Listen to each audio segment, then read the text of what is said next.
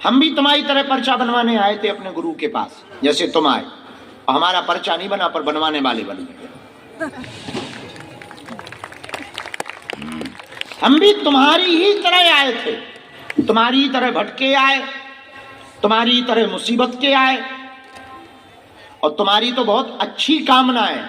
हमारी तो उस जमाने की जो 10-11 साल की अवस्था थी, माता जी ने जैसे कान भर दे वैसे चले। इसी गांव में जन्म हुआ, पैदल चल के आए थे, अंधेरा मचा था यहाँ रात के समय, पैदल चल के आए, पगडंडी थी, अंधेरा था। और हमारा गुरु तो और उल्टा था, हम तो तुम्हारे गुरु वाले, यानी हम जो बोल रहे हम तो बड़ी सीधी बोल रहे, हमारे गुरु जी तो सब टेढ़े ही बोलत। पहली बात तो वो आने के बाद 2 घंटे बोले ही नहीं, 2 घंटे। हम यदि कोई से 2-2.5 घंटा ना बोले तो आदमी की श्रद्धा ही चली जाए। तो गुरु जी तो घमंडी, हमारे वाले तो इतने खतरनाक। दादाजी की बात बता रहे जिनने हमें ये शक्ति भक्ति दी, तो 2 घंटा तो कुछ बोले ही नहीं भाई साहब। वो बैठे, हम बैठे, हम उन्हें देख रहे, हमारी तरफ ही नहीं देख रहे। लो ये नई खबर सुन, देख ही नहीं रहे। 2 घंटा बाद जब हमने कहा, बुंदेलखंडी में दादाजी को बब्बा कहते हैं, तो हमने कहा बब्बा बब्बा, एक बार ऐसे देखा फिर नहीं देखा, बताओ। फिर हमने जब रोए, हम बच्चा तो थे, दीपावली नजदीक थी, हमने कहा महाराज बब्बा आपने अब संन्यास ले लिया, संन्यास लेने के पूर्व में तो हम तुम्हारा ही खून है, तुम्हारे बेटा के सगे बेटा है। 3 दिन से खाना नहीं बनो, कछु घर पे है नहीं, हालत खराब है, कछु दे दो। अब देखना हमारे वाले जो गुरुजी बोले सो का बोले, तुम्हें तो हम कह ही दे कि चिंता ना करो बालक। हमारे वाले पता है क्या बोले, रात को आना, जाओ।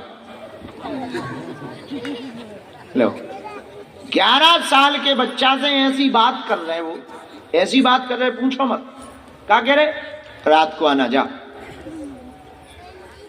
मान लो हम दुश्मन हो,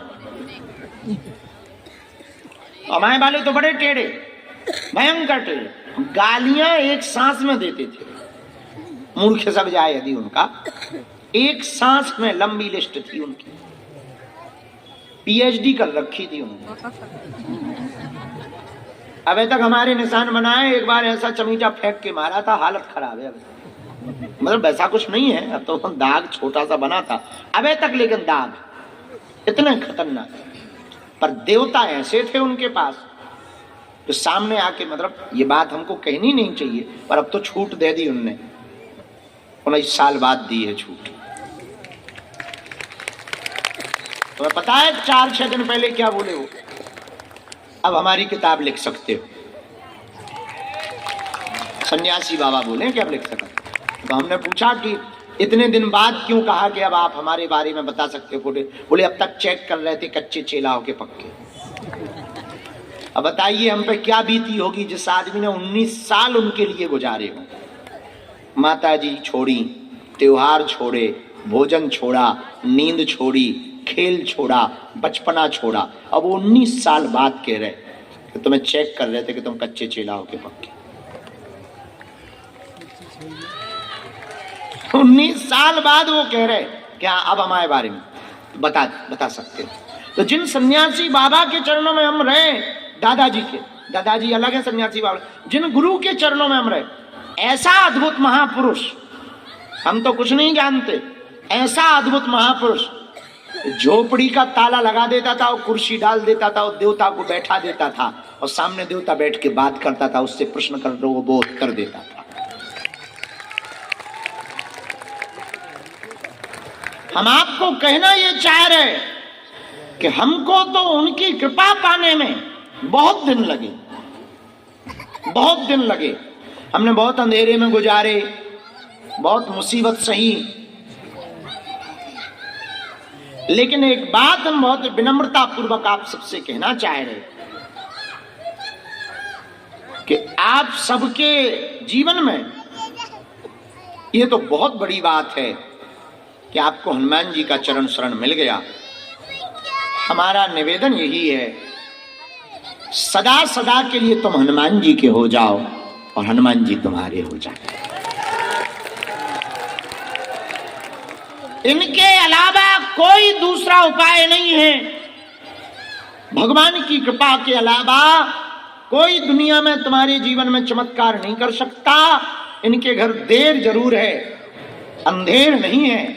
यदि तुम हनुमान जी के हो जाओगे तो हम दावे के साथ कहते हैं वो दिन दूने रात चौगने तुमको बढ़ाएंगे,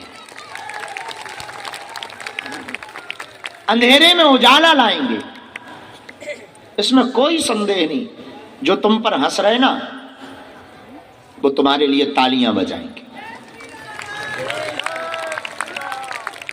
तो यहां से जब आप जाओ तो ये विचार करके मत जाना कि आप पे कृपा नहीं हुई। आप हनुमान जी के हो गए, यही कृपा हुई, ये बात विचार करके। और हमने अभी कुछ दिन पूर्व कहा था, वो बात हम फिर से दोहराना चाहते हैं। हम आपको चमत्कार इसलिए नहीं दिखाते हैं कि हम तुम्हारी पीड़ा पर मिटा करके पर्चा बना करके तुमको सिर्फ आकर्षित करना चाह रहे या भीड़ जोड़ना चाह रहे। धन तो हम आपसे लेते नहीं, धन का तो कोई मंतव्य ही नहीं है, तो धन लेते नहीं, पैसा लेते नहीं, पर हम क्यों चमत्कार दिखा रहे हैं? एकमात्र हमारा कारण है कि हम चले भले ही जाएं, पर हिंदुत्व की ज्वार उठती रहनी चाहिए, शक्तियां शून्य नहीं होनी चाहिए। और जो सनातन पर उंगली उठा रहे हैं उनको ये जवाब मिलता रहना चाहिए कि पृथ्वी वीरों से खाली नहीं है।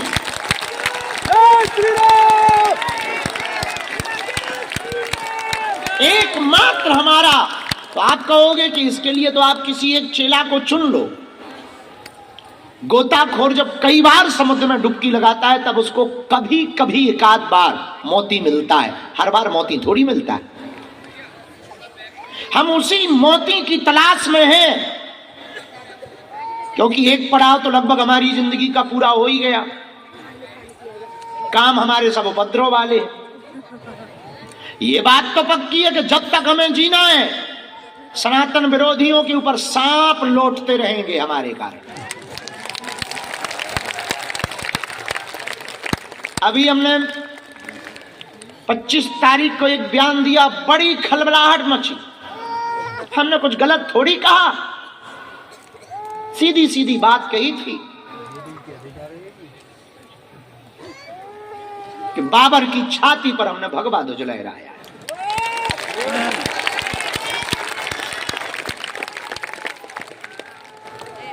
लोग कहते हैं कि आप बड़ी विवादित बातें बोलते हो। हम 1% भी विवादित नहीं बोलते हैं, बस थोड़ी सी बात कड़वी कह देते हैं, और सत्य कड़वा होता है। और जो आदमी सत्य बोलेगा वो हमेशा निशाने पर रहेगा। हमने छोड़ा किसी को नहीं है सत्य बोलने में, अपने को भी नहीं छोड़ा। इसीलिए तुम हमारे प्रवचनों को सुनना, हमने कभी भी माया छोड़ने के प्रवचन नहीं सुना, और माया छोड़ने के प्रवचन हम सुनाते ही नहीं है, क्योंकि हम खुद माया लेकर प्रवचन करते हैं। जो आदमी 11 लाख रुपया लेकर के प्रवचन सुनाए, अब वो सुनाए कि माया बेकार है, तो महाराज 11 लाख काहे को तुम ठोके? इतनी माया बेकार है तो तुम काहे को माया लेके आए? और टटनी के बरे। इसलिए हमारे आप एक भी प्रवचन में देख लेंगे माया बेकार है, हमने ये माया छोड़ दो ये बात नहीं हमने कही। माया पकड़े रहो, माधव को अपना बना लो, माया अपने आप छूट जाएगी। इसलिए हमारे प्रवचनों में माया छोड़ने की बातें बिल्कुल भी नहीं है। और हमारे प्रवचनों में उल्टा ये है कि तुम में जितनी दम हो बेटा उतना माया पकड़ो, जितनी दम हो उतना पकड़ो। हम